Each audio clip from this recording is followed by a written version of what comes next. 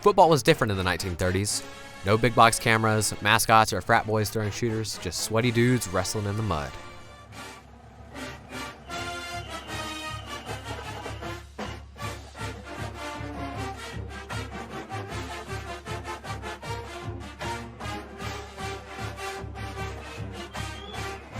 Back then, the contents of the games were retold by the reporters who witnessed them, such as sports writer Everett Strupper, who nearly a century ago wrote about the University of Alabama facing off against the Ole Miss Rebels. To add some drama to his article, he added all sorts of colorful details.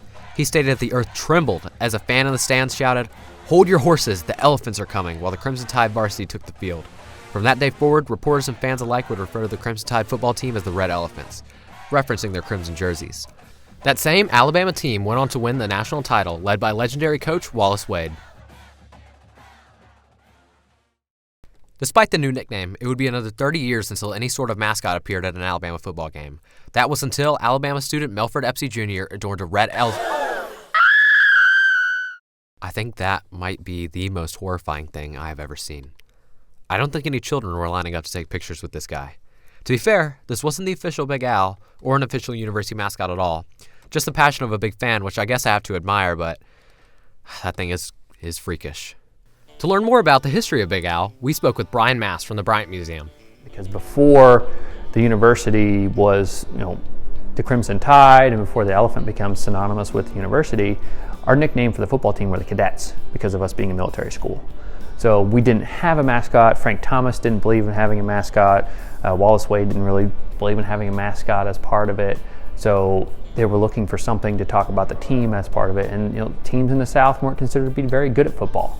And it was just that starting to come about where football's really, really good in the South. So they're looking at different things to talk about it and fill the article for the newspaper and talk about the team. Bama fans got another taste of Big Al at the 1975 Sugar Bowl against Penn State with this red freak. At least our mascot has improved, though. Penn State's Nittany Lion is still stuck in the 80s.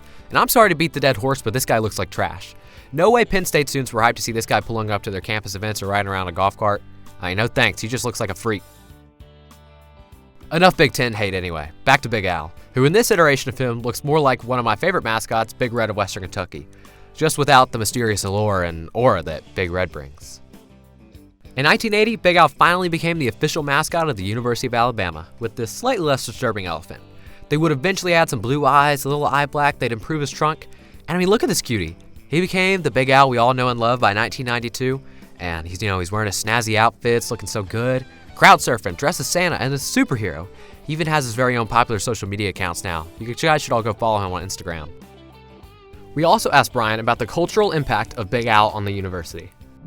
Big Al is, let's be honest, probably one of the best mascots in college football. Obviously we're going to be a little biased, but still, Big Al's everywhere at all the games. People love Big Al. Big Al has his own little fan club where kids can sign up to be a part of it.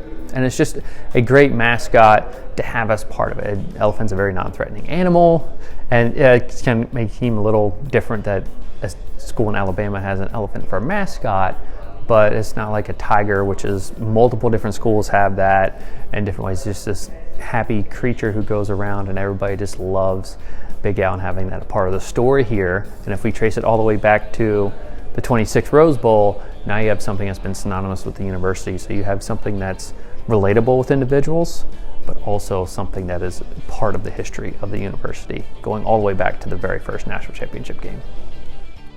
He really is a do-it-all elephant. We love you, Big Al.